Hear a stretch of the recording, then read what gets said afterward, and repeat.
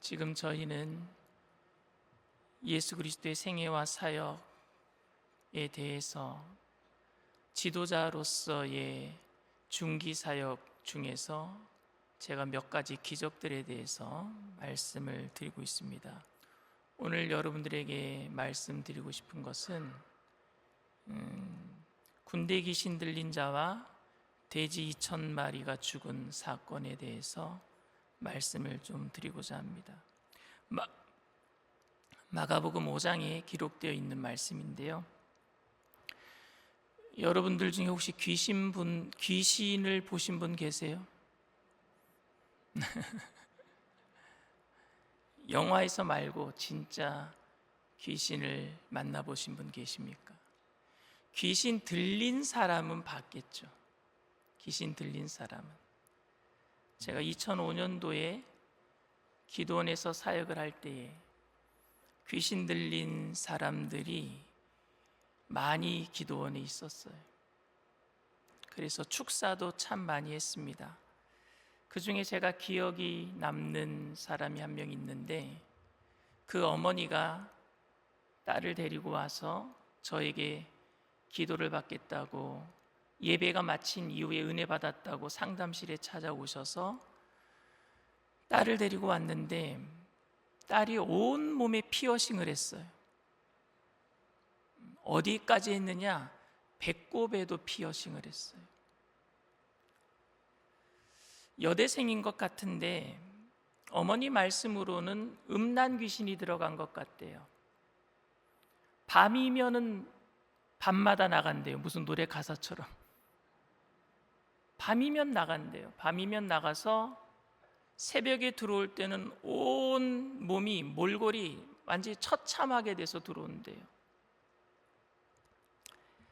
그래서 그 여대성을 놓고 제가 계속 기도를 했어요.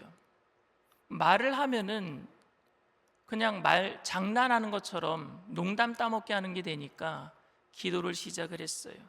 한 3시간 정도 그 여인을 붙잡고 기도를 하는데, 한참 저는 눈 감고 그 여대성을 놓고 머리에 안수하고 기도하는데, 예수의 피로 나가라 그러면은 안 나간다 그러고, 나가라 그러면 안 나간다 그러고, 한참 그렇게 실갱이를 하다가 그 여대생이 저한테 그러는 거예요. 목사님, 저랑 연애할래요? 귀신이 이제 장난질을 하는 거죠. 도저히 안 되겠어요. 그래서 옆방에서 상담하고 있는 목사님, 친구 목사님을 불렀어요. 그래서 그 친구 목사님과 함께 한참을 붙들고 기도를 하는데, 저는 사실은 귀신을 인격체로 생각하지 않습니다. 근데 사실 귀신 들린 사람은 인격자잖아요. 귀신은 인격자가 아니지만 귀신 들린 사람은 하나님의 형상으로 지음받은 하나님의 사람인 줄 믿습니다. 귀신 들림은 하나님의 형상이에요. 귀신 들렸다 뿐이지 그 안에 인격자가 있단 말입니다. 하나님의 숨결이 들어간 인격자가 있어요. 갑자기 그런 생각이 들어요. 그래서 그렇게 저는 사실은 귀신이라고 취급하고 사람이라고 보지 않고 귀신이라고 보고 그냥 물러가라 3시간을 해도 물러가지 않고 농담 떠먹게 하는데, 제 뒤에서 성령님께서 그렇게 말씀하시는 것 같아요. 강 목사, 정말 저 영혼 사랑하느냐? 강 목사, 저 영혼 정말 사랑하느냐? 그래서 제 마음속에 회개가 일어나고, 그냥 귀신 취급했던 그 사람이 너무너무 불쌍한 거예요. 그때 정말 사랑하는 마음을 가지고 이 영혼이 정말 하나님께 구원받기를 원합니다, 귀신이 떠나가기를 원합니다 하고 사랑으로 기도했을 때에, 여러분, 사랑은 어둠을 쫓아내게 될 줄 믿습니다. 빛이 들어오고 빛은 어둠이 나가게 돼 있는 거예요. 제가 정말로 그 영혼을 사랑하는 마음을 가지고 그냥 물건 취급하고 귀신 취급하고 기도하는 것이 아니라 정말 사랑하는 인격자로 생각하고 기도할 때 하나님께서 역사하셔서 얼마나 시간이 더 지났는지 모르겠지만 드디어 거품을 물기 시작하고 쓰러지기 시작하는데요. 그래서 바깥에 있는 전도사님께 제가 부탁을 해서 깨끗한 수건에다가 물을 묻혀서 갖다 달라고 했어요. 그래서 깨끗한 수건에다가 물을 묻혀서 그 여대생의 입을 다 닦아주고 얼굴을 다 닦아주고, 그리고 났더니 제정신이 들어서 자리에 딱 앉는 거예요. 그러더니 저한테 그래요. 목사님 감사합니다. 그래요. 그리고 그 어머니가 와서 목사님 너무너무 감사합니다. 그리고 그 다음날 그 여대생과 어머니가 과일 바구니를 들고 사무실에 찾아오셨어요. 그리고 저에게 인사를 하고 기도원을 하산을 하셨습니다. 오늘 본문은 마가복음 5장은 귀신 들린 사람에 대한 이야기입니다. 여러분, 귀신 들림이 뭐라고 생각하세요? 그냥 완전히 접신이 된 것처럼 어떤 한 귀신이 나를 억어해서 나는 인간적으로는 전혀 어떤 저항할 수 없이 귀신이 하자는 대로 다 하는 것이 여러분 귀신 들림입니까? 그런 것도 귀신 들림이지만 귀신 들림의 시작은 여러분 욕심으로부터 시작합니다. 욕심이 잉태한 즉 죄를 낳고 죄가 장성한 즉 사망을 낳는 거예요. 마귀가 오는 것은 죽이고 멸망시키는 것을 위해서 옵니다. 사망을 위해서. 그러니까 여러분 욕심이 들어가면 벌써 나도 모르게 귀신 들림이 시작이 되는 거예요. 그것이 욕심이 잉태해서 죄가 되는 것이고 죄가 장성해서 사망이 되는 것은 완전한 귀신 들림을 얘기하고 있는 것입니다. 여러분, 제일 무서운 귀신이 여러분 누구라고 생각하세요? 내가 귀신이다 라고 쫓아와가지고 옛날에 영화처럼 그냥 처녀 귀신이 나타나고 엑소더스처럼 그냥 갑자기 사람이 귀신 들린 것처럼 눈이 뒤집어지고 그런 게 정말 무서운 귀신이 아니라, 저는 정말 무서운 귀신은요, 정말 점잖은데 귀신 들린 거 아는 것 같은데 귀신 들린 것처럼 행하는 사람들이 있거든요. 귀신 들린 것 같지가 않아요. 점잖해요. 그런데 사람 마음을 막 뒤집어 놓는 사람들이 있습니다. 한마디로 사람 마음을 뒤집어 놓고 교회에 분란을 일으키고 말 한마디 가지고, 그건 정말 무서운 귀신 들림이에요. 모든 사람들이 저 사람 성령 충만한 사람 같은데 결국에 교회를 분열시키고 다른 사람들에게 상처를 주고 있다면 그건 진짜 무서운 귀신 들림 아니겠는가, 저는 생각해 봅니다. 오늘 본문에 등장하는 마가복음 5장에 등장하는 귀신 들린 사람은 군대 귀신이 들렸다 그랬어요. 군대 귀신. 여러분, 복음서에는요, 특별히 마가복음에는요, 예수님의 기적에 대한 부분들이 많이 기록되어 있는데 그 기록에 보면은요, 의도가 있습니다. 왜 이런 기적을 베풀었는가? 마가복음에 보면은요, 마가복음 2장에는 중풍병자를 고치신 사건이 나와 있어요. 마가복음 2장에 예수님께서 친구들이 지붕을 뚫고 중풍병자를 내릴 때에 내 침상을 들고 걸어가라 그러면 될 것인데 예수님이 뭐라고 말씀하셨냐? 소자의 내 죄사함을 받았느니라, 이렇게 얘기를 합니다. 이 중풍병자를 고침으로 인해서 예수님께서 말씀하시고자 하셨던 것은 죄를 사하는 분인 것을 알려주기 위함이었어요. 치료의 목적이 있어서 표적이었단 말입니다. 예수님은 죄 사하시는 분이시다라는 것을 알려주기 위해서 마가복음 2장에 중풍병자 사건을 기록한 것이고, 마가복음 3장에서는요, 안식일에 손 마른 자를 고쳐주셔요.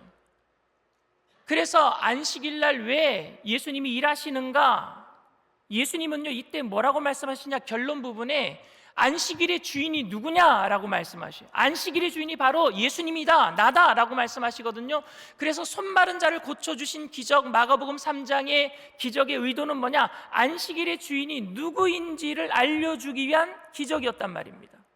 마가복음 4장에도요, 호수 건너편에서 바람과 풍랑을 잠잠케 하시는 분으로 누구이길래, 예수님이 누구이길래 풍랑과 바다가 예수님의 말씀에 잠잠하는가라고 얘기를 하고 있어요. 그게 결론 부분이에요. 그렇기 때문에 마가복음 4장의 기적의 의도는 뭐냐?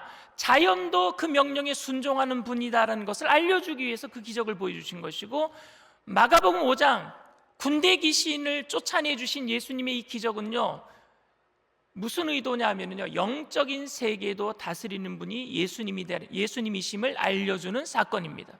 기적에는, 표적은 모두 목적이 있어요.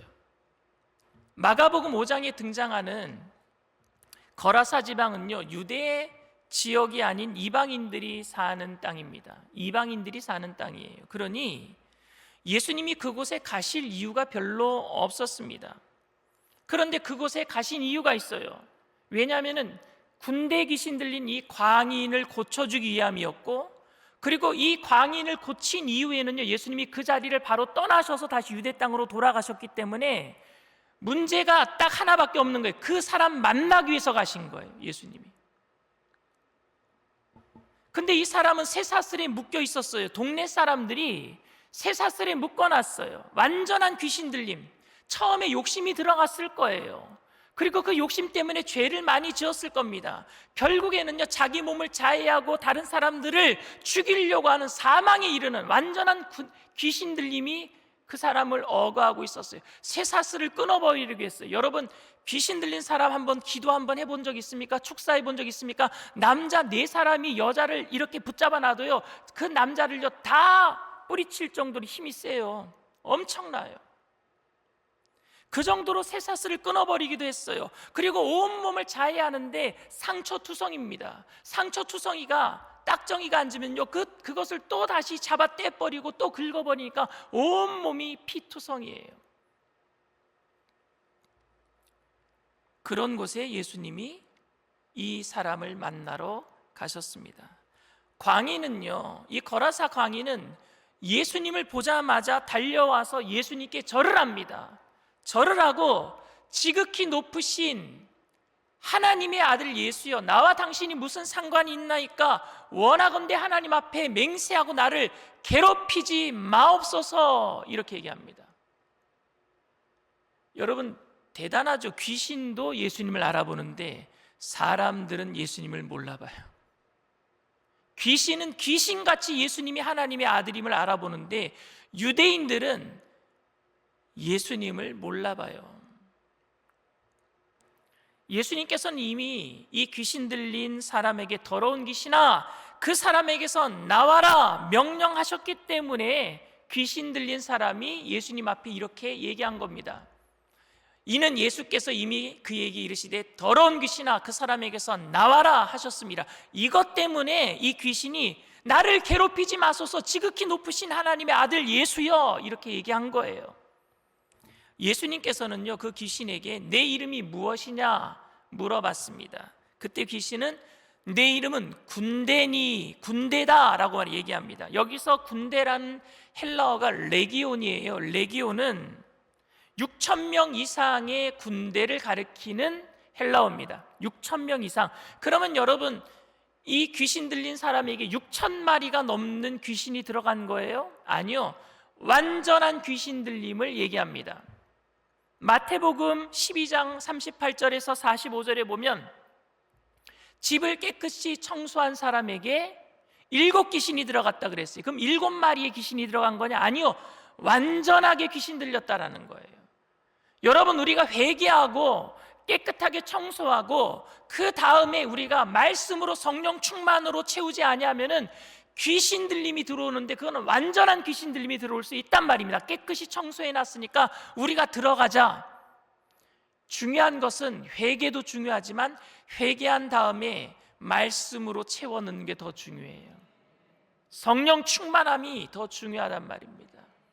깨끗해졌으면은 말씀으로 채워 넣어야지요. 그만큼 완전한 귀신 들림에 대해서 레기온 6,000명의 군대 귀신이 들어간 것처럼 오늘 성경은 표현하고 있습니다. 그런데 귀신이 뭐라고 얘기했느냐 하면은요, 마가복음 5장 10절에 이렇게 얘기합니다. 자기를 그 지방에서 내보내지 마시기를 간구하더니, 나를 이 지방에서 내보내지 마세요 라고 예수님께 간구를 했어요. 예수님과 좀 뭔가 거래를 하는 느낌이에요. 나를 이 지방에서, 내가 이 사람에게서는 나갈 텐데 나를 이 지방에서는, 이 거라사 지방에서는 나가지 않게 해주세요 라고 얘기를 합니다. 그리고 귀신은 때마침 옆에 돼지떼가 보이는 거예요. 그 돼지떼로 들어가게 허락해달라는 겁니다. 돼지떼에 들어가겠습니다. 그래서 예수님은요, 돼지떼에 들어가게 합니다. 2,000마리나 되는 돼지떼에 귀신들이 들어갔어요. 여러분, 6,000마리가 레기온이나 6천 마리의 귀신이 2천 마리에 들어갔어요. 그러니까 여러분 6천 마리의 귀신은 아닌 거예요. 그냥 귀신들이 돼지떼에 다 들어간 거지요. 그런데 이 2천 마리가 바다로 내리달아서 낭떠러지에서 바다로 다 떨어져서 수장되고 말았습니다. 다 죽고 말았어요. 여러분, 귀신이 돼지떼에 들어갔어요. 그리고 돼지가 물에 빠져서 죽었습니다. 그러면 귀신은 죽었을까요? 살았을까요? 물귀신도 있어요. 귀신은 안 죽어요. 귀신은 절대 안 죽어요.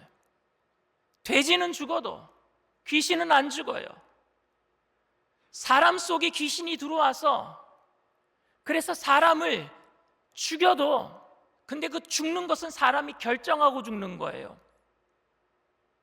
죽을 생각을 넣어주는 것은 귀신이 할 수 있어요. 그런데 죽겠다라는 결정은 누가 하는 거예요?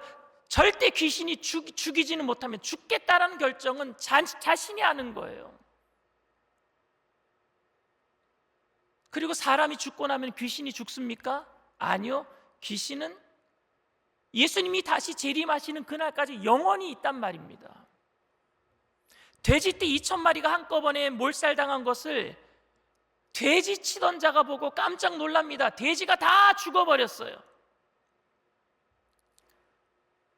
그런데 여러분, 이 귀신들은 죽지 않았기 때문에 또 다시 다른 곳에 들어갈 거 아니겠습니까? 그런데 왜 예수님은 그것을 허락하신 것입니까? 왜 돼지떼를 다 죽여서 가면서까지 귀신은 또 살아서 다른 곳에 들어가서 또 피해를 입히고 다른 사람들에게 또 사망으로 이르게 할 텐데, 또 다른 사람들의 재산을 저렇게 힘들게 다 몰살시킬 텐데 왜 하나님, 예수님께서는 이걸 허락하신 것이겠습니까? 영국의 수리학자, 논리학자, 역사가인 버트란트 러셀이라는 사람은 나는 왜 기독교인이 아닌가라는 책에서 이런 말을 했어요. 고난을 통해서 사람들의 희생을 방조하는 하나님이 있다면 그런 하나님은 나는 믿지 않겠다, 이런 얘기를 했어요. 여러분, 분명 거라사는 유대인 땅이 아니었고, 그렇기 때문에 유대인들은 돼지고기를 안 먹지만 이방인들은요, 그 맛있는 돼지고기를 먹기 때문에 2천 마리나 되는 돼지를 키웠던 거예요. 저는 오늘 아침에도 돼지고기를 넣은 김치찌개를 먹었어요. 돼지고기 맛있어요, 여러분. 지금은 이제 율법대로 다 안 지켜도 되기 때문에, 먹는 것이 자유로워졌기 때문에 입으로 들어가는 것이 들어온 것이 아니라 속에서 나오는 것이 들었기 때문에, 사도 베드로가 사도행전 10장에서 고넬료 가정에 신방하게 될 때 하나님께서 부정한 것들이 보자기에서 쌓여서 내려오는 것들을 너 부정하다라고 얘기하지 말고 먹어라, 그 이후로 이 먹는 것에 대해서는 자유해졌긴 했지만, 어찌됐든지 간에 이방인들은 그때 당시에도 율법대로 사는 사람들이 아니었기 때문에 굽이 갈라진 돼지고기를 먹었단 말입니다. 그런데 그 돼지고기 먹는 그 맛있는 그 고기 2천 마리가 한꺼번에 몰살당했어요. 이런 손실에 대해서는 아무렇지도 않은 듯이 성경이 얘기를 하고 있습니다. 그것도 예수님 때문에 그렇게 손해본 사람이 예수 믿는 사람도 아니고 이방인이었단 말입니다.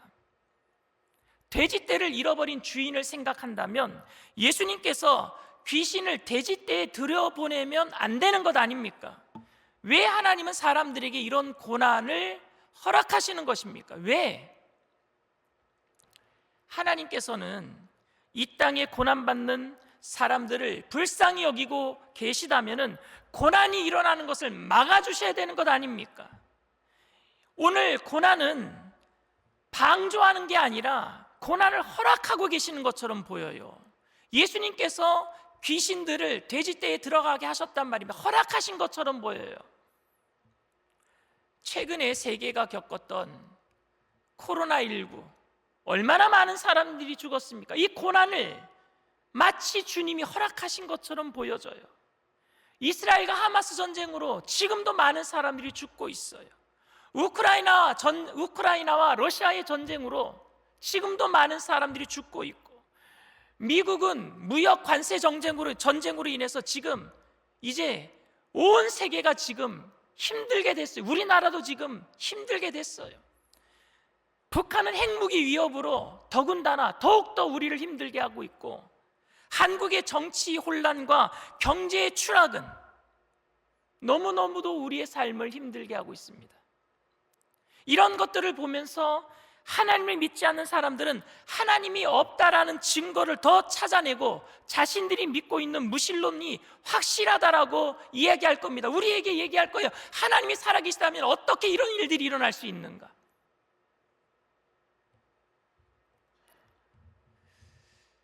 여러분, 하나님이 살아계시다면 왜 이런 일들이 일어나고 있습니까? 왜? 오늘 본문 이야기는 마태복음 8장과 누가복음 8장에도 똑같이 기록되고 있습니다. 마가복음, 마태복음, 누가복음은 제가 공간복음이라 그랬어요. 공간복음은요, 같은 사건을 똑같이 기록하고 있어요. 그 마태복음 8장에는요, 마가복음 5장 10절의 말씀을 뭐라고 기록하느냐? 마가복음 5장 10절에는 자기를 그 지방에서 내보내지 마시기를 이렇게 기록하고 있고, 마태복음 8장 29절에는 똑같은 이야기를 때가 이르기 전에 나를 내보내지 마세요 라고 기록하고 있고, 누가복음 8장 31절에는 무적행으로 들어가라 하지 마시기를 하나님 예수님께 기도하고 부탁하고 있어요. 마귀가, 사탄이. 똑같은 이야기예요. 똑같은 이야기.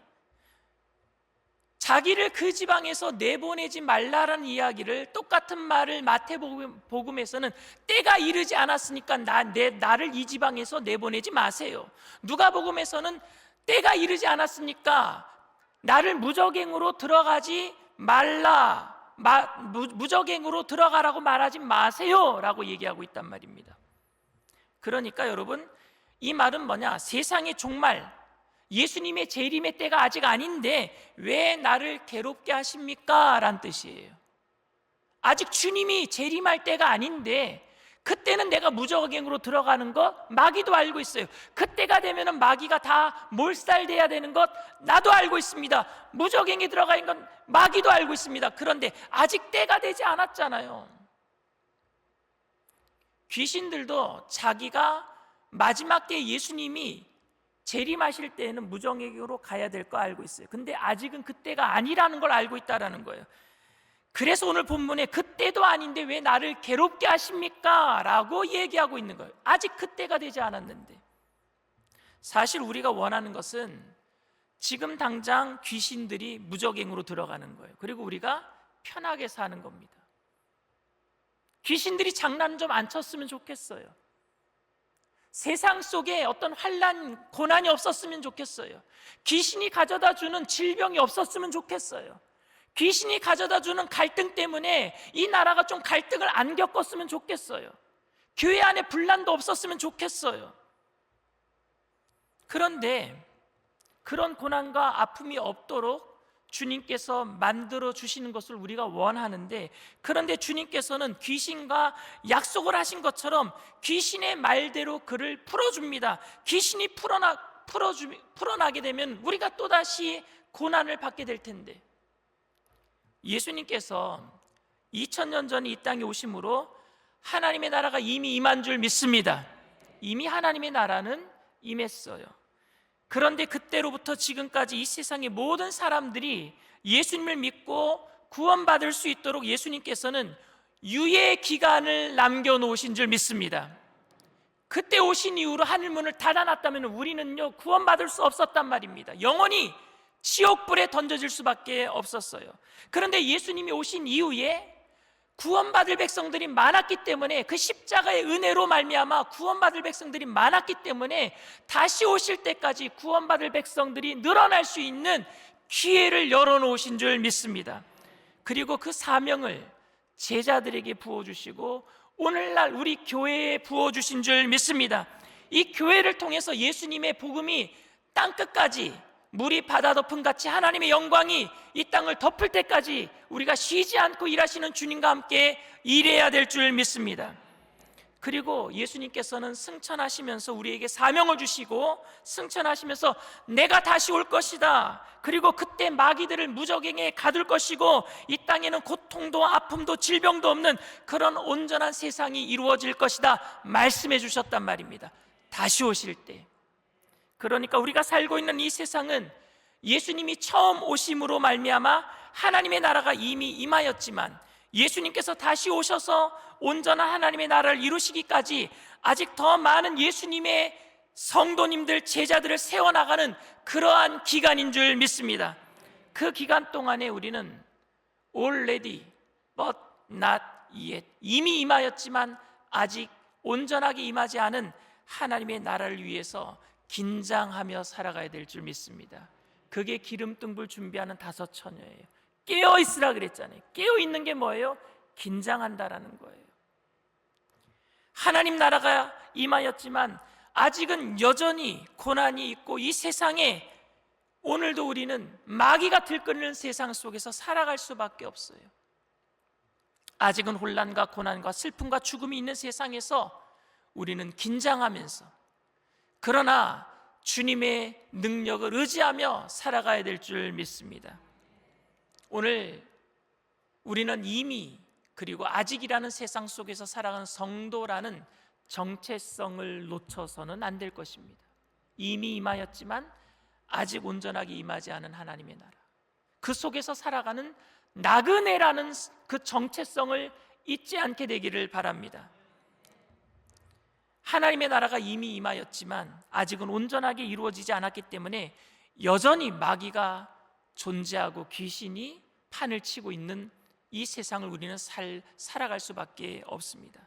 사람을 괴롭히는 마귀를 돼지떼에 집어넣고 돼지떼에 있는 귀신이 돼지를 치는 사람에게 손해를 끼치는 고난을 주고 또다시 그 귀신은 다른 사람들에게 들어가서 또 몸을 자해하게 만들고 사람들을 위협하는 슬픔을 안겨주는 그런 세상에서 우리가 살아가고 있다라는 그 사실을 우리는 잊지 말아야 합니다. 그러나 분명한 것은 예수님께서 다시 오시는 그날에, 완전한 그날에 무적행에 이 마귀들을 다 잡아서 가두게 될 줄 믿습니다. 그러니 여러분, 그날까지 우리는 견뎌내는 거예요. 우리가 하나님의 나라를 이루어가는 동안 마귀도 하나님의 나라를 파괴하기 위해서 같이 활동하고 있다는 사실을 우리는 알아야 합니다. 우리는 이 땅을 살아가면서 왜 재앙과 고난이 아직까지 우리에게 일어나고 있는가? 왜 하나님께서는 나의 아픔에 침묵하고 계시는가? 늘 의문을 가지고 살아갑니다. 그런데 이 땅에 살아가는 우리들이 잊지 말아야 할 것이 있습니다. 그것은 이 땅에 살아가는 우리들은 나그네라는 사실입니다. 그것에 대해서 사도 바울은요, 에베소에 있는 교인들에게 얘기하기를 우리는 지금 에베소에서 살고 있다라고 얘기하고 있어요. 저와 함께 성지순례 다녀오신 분들은 에베소를 가서 아실 거예요. 에베소는요, 정말 우상과 귀신들이 들끓는 그런 도시였단 말입니다. 당시에 예수 믿는 사람들이 그곳에서 산다라는 것은요, 정말 힘든 삶이었어요. 왜? 에베소에 있는 사람들이 전부 다 예수 믿는 사람들을 죽이려고 했잖아요. 복음의 능력으로, 하나님의 역사로 에베소에 큰 부흥이 있었어요. 점치는 사람들이 책을 태우고 많은 사람들이 회심하고 주님께로 돌아왔어요. 당시에 수십억 원 되는 그 책들을, 점치는 책들을 다 집어던져 버렸어요. 그러니 당시에 아데미 신이라고 다산의 여신이었던 그 아데미 신을 섬겼던 에베소 사람들이 아데미 신 드라빔처럼 깎아서 만들었던 그 신전에 들어갈 때마다 신상을 사갔던 사람들이 점도 안 치고 하나님을 섬기게 되니까, 장사가 안 되니까 은세공을 하던 더메드리오라고 하는 사람이 아데미 신을 섬기는 많은 에베소 사람들을 모아서, 여러분들 그 스타디움에 가서 보셨겠지만 5,000명이 넘는 그 에베소 신전, 그 아데미 신을 섬기는 그 스타디움에서 많은 사람들이 모여서, 5,000명이나 넘는 사람들이 모여서 에베소의 여신 아데미어를 외치면서 예수 믿는 사람들 다 죽이려고 했잖아요. 그때 사도 바울은 도망치듯이 에베소를 빠져나올 수밖에 없었습니다. 그리고 그곳에 살고 있는, 에베소에 살고 있는 성도들을 향해서 에베소서를 기록했어요. 그리고 그 에베소서를 기록할 때 에베소서 1장 2절에 이렇게 얘기를 합니다. 하나님 우리 아버지와 주 예수 그리스도로부터 은혜와 평강이 너희에게 있을지어다. 아멘.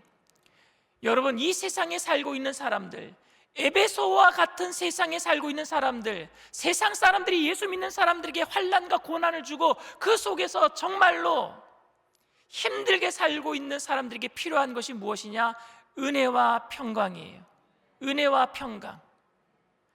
우리는 이 땅에 살아갈 때 무엇이 필요하냐? 돈이 필요한 게 아니라, 권력이 필요한 게 아니라 그리스도의 은혜와 평강이 필요합니다. 은혜와 평강이 너희에게 있을지어다. 은혜와 평강이 있어야지 목적지인 가나안 땅 천국까지 가게 되는 거예요. 은혜와 평강이 있어야지 나그네의 삶을 잘 살아내게 될 줄 믿습니다.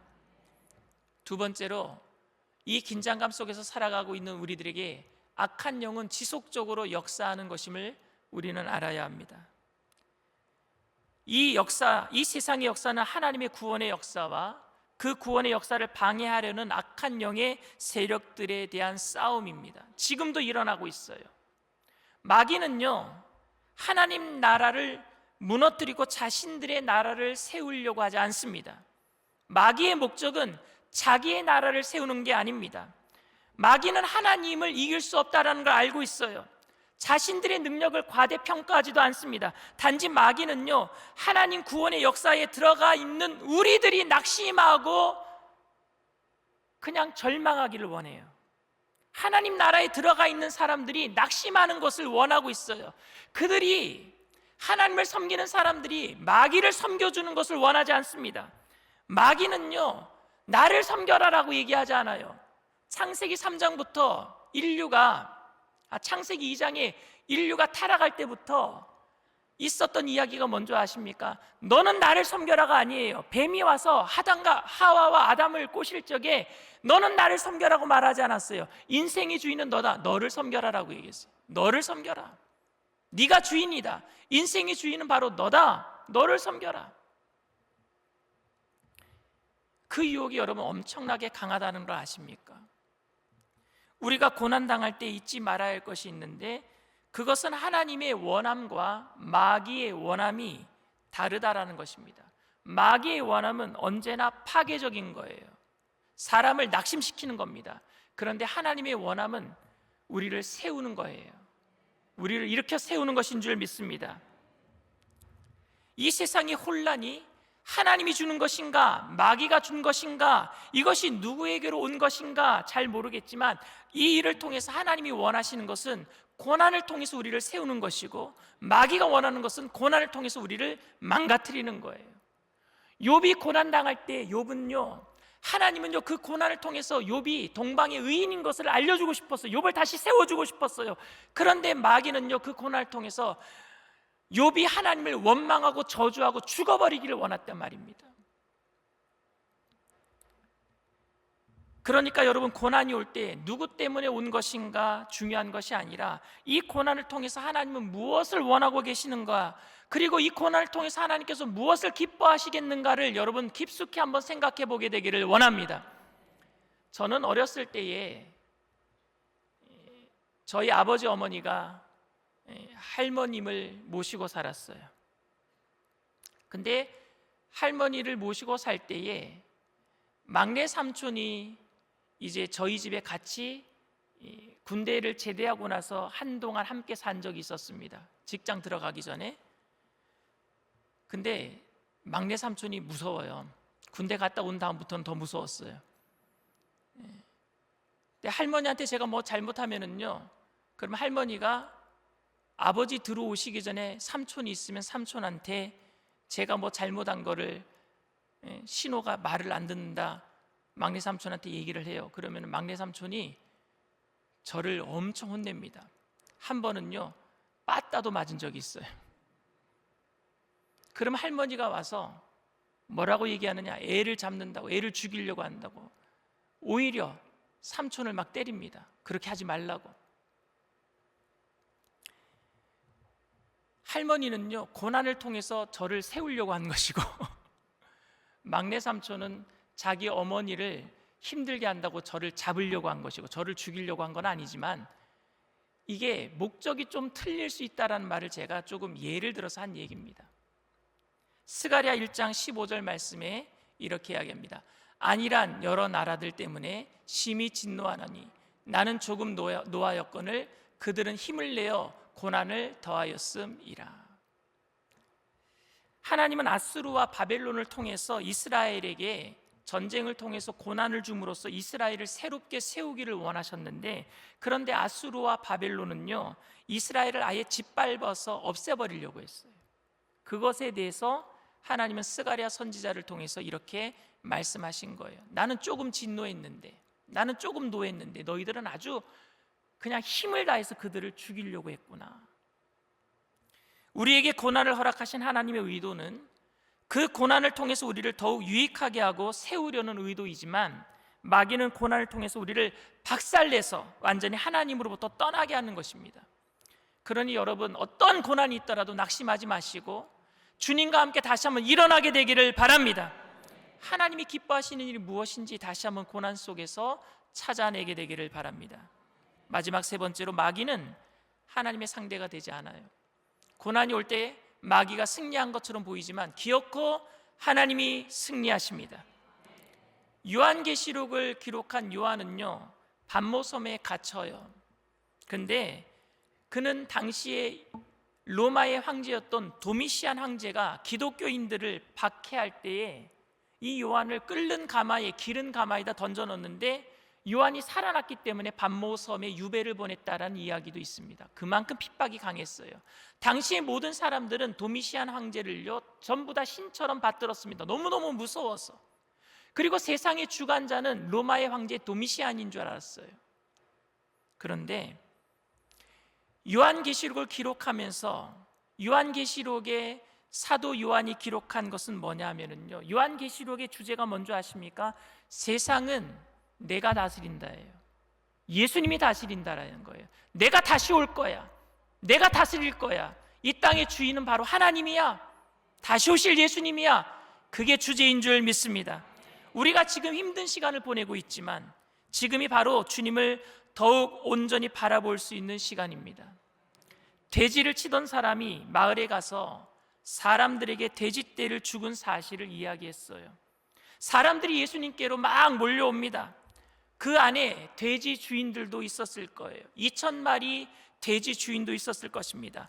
그 사람들은 두 가지를 봅니다. 하나는 귀신 들린 사람이 깨끗한 옷을 입고 온전하게 되어서 주님 앞에 앉아있는 모습을 봤을 것이고, 또 다른 한 가지는요 돼지떼가 사라진 모습이었습니다. 두 가지를 봤어요.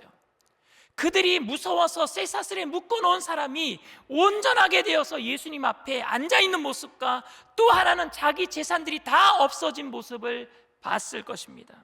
근데 그들은 뭐라고 얘기한 줄 아십니까? 예수님 앞에 와서 무릎을 꿇고 이렇게 얘기합니다. 제발 우리를 떠나주세요. 예수님에게 제발 우리를 떠나주세요. 귀신들도 떨며 무서워하는 예수가 누구인지 궁금하지도 않았어요. 그들이 무서워했던 쇠사슬에 묶여있던 그 광인이 온전하게 되었는데 그런 거에 대해서는 궁금하지도 않았어요. 단지 재산이 없어진 것 때문에. 단지 재산이 없어진 것 때문에. 당신 때문에 우리 동네에 재수 온 붙었어요. 떠나주세요. 이 말이에요. 당신 때문에 우리 재산이 다 날아가 버렸어요. 떠나주세요. 현재의 모든 상황을 통해서 우리가 주목해야 할 것은 잃어버린 돼지떼가 아닙니다. 잃어버린 건강이 아니에요. 잃어버린 재산이 아니에요. 망가진 우리 자신이 아니에요. 우리가 주목해야 될 것은 깨끗해진, 거룩해진 그 귀신 들린 사람이 주님 앞에 앉아있다는 사실 아닙니까? 오늘 고난을 통해서 우리가 무엇인가 주님이 세우려고 하는 것 때문에 우리 자신들을 들여다보고, 우리 교회를 들여다보고, 이 나라를 들여다보고 무엇인가 깨끗해져 있다면 잃어버린 것 때문에 아쉬워하지 아니하고 주님을 더욱더 구세주로, 주인으로 받아들여야 될 줄 믿습니다.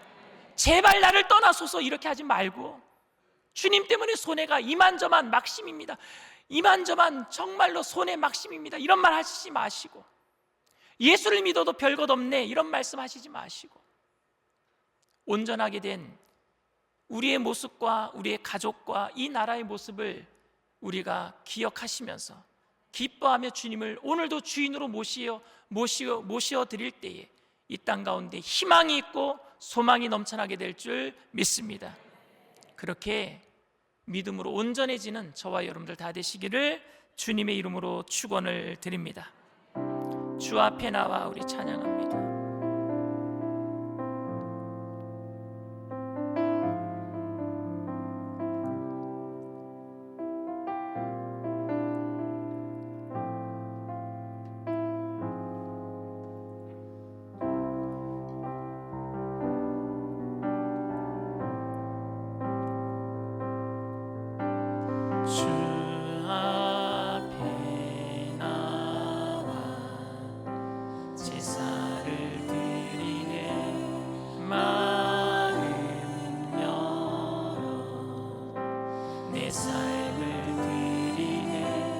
주를 봅니다. 끝없는 사랑 나 회복시키네.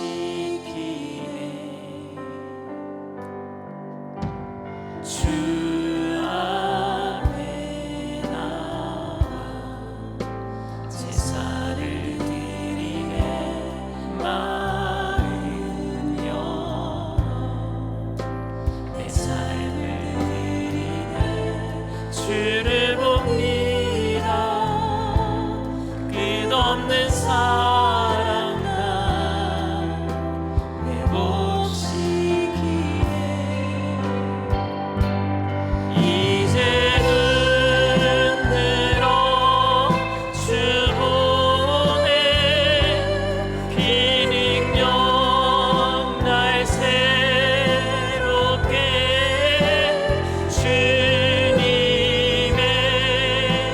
사랑 날 만지시니 내 모든 두려움 사라지네.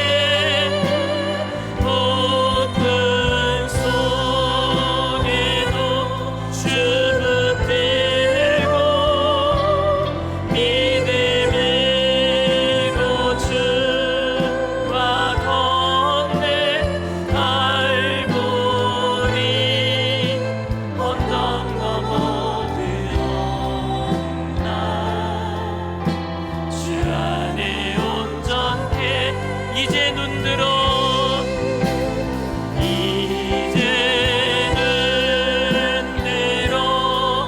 주 보내 비능력 날 새롭게 주님의 사랑 날 만지시니 내 모든 두려움 사라지네. 오픈 속에도 주 붙들고 믿음으로 주와 건네 갈보리 언덕 넘어 들어오나 주 안에 온전케 되리. 사랑하는 성도 여러분, 고난 속에서 여러분들은 무엇을 보십니까? 잃어버린 것들을 집중하고 있습니까? 아니면은 온전하게 되는 우리 자신들을 보고 있습니까?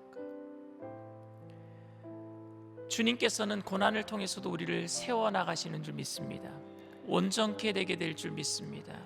그러니 우리들도 다른 사람들을 세워주기 위해서 우리의 말과 행동을 해야 될 줄 믿습니다.